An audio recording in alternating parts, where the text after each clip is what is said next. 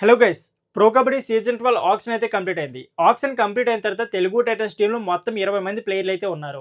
So 20 మంది ప్లేయర్లతో pro kabaddi season 12 Telugu Titans cup కొట్టే ఛాన్స్ ఉందా లేదా, ఇందులో బెస్ట్ రైడర్స్ బెస్ట్ డిఫెండర్స్ ఎవరు, అసలు తెలుగు టైటన్స్ కి కప్పు కొట్టే అర్హత ఉందా లేదా, ఇలాంటి కంప్లీట్ డీటెయిల్స్ అయితే ఈ వీడియో చాలా క్లియర్ గా మాట్లాడుకుందాం.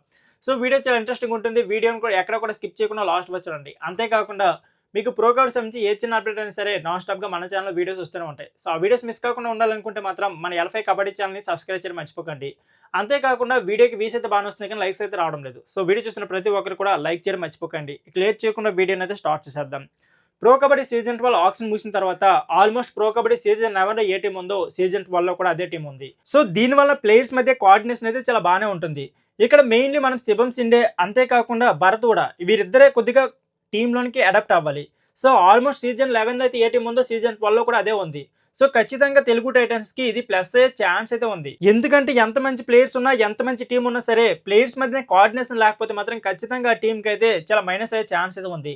కానీ తెలుగు టైటన్స్ కి కోఆర్డినేషన్ డిపార్ట్మెంట్ లో చాలా ఐడియా ఉందని చెప్పుకోవచ్చు. ఎందుకంటే సీజన్ 11 లో సేమ్ టీం ఆడింది కాబట్టి సీజన్ 12 కి ఈజీ అయ్యే ఛాన్స్ అయితే ఉంటుంది. ఇకపోతే ప్రో కబడ్డీ సీజన్ 12 ఏ టీం కి లేని ప్లస్ పాయింట్ తెలుగు టైటన్స్ కి అయితే ఉంది. అదే one of the best defence in the pro kabaddi season 12. So A team కూడా ఎంత మంచి డిఫెన్స్ అయితే లేదు. అడిషనల్ గా మళ్ళీ శివం సిండే కూడా యాడ్ అయ్యాడు. సో ఆల్మోస్ట్ డిఫెన్స్ డిపార్ట్మెంట్ లో అయితే 100కి 100 మార్క్స్ అయితే ఇచ్చేవచ్చు.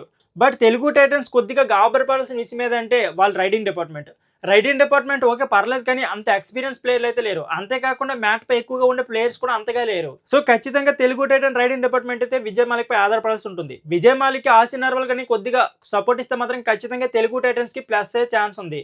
ఎలాగో భరత్ కూడా ఉన్నంతసేపు కొద్దిగా వీళ్ళకి అండగా భరత్ కూడా కొద్దిగా సపోర్ట్ ఇస్తే మాత్రం తెలుగు టైటన్స్ కి ఈసారి తిరిగి ఉండదు. ఖచ్చితంగా pro kabaddi season 12 Telugu Titans cup గెలిచే ఛాన్స్ అయితే ఉంది. ఖచ్చితంగా వీలైతే రైడింగ్ డిపార్ట్మెంట్ లో కొద్దిగా ఇంప్రూవ్మెంట్ అయితే మాత్రం ఖచ్చితంగా pro kabaddi season 12 Telugu Titans cup కొట్టే ఛాన్స్ అయితే ఉంది. సో ఫ్రెండ్స్, ఇది వీడియో నచ్చితే please like share and subscribe channel. Thank you for watching.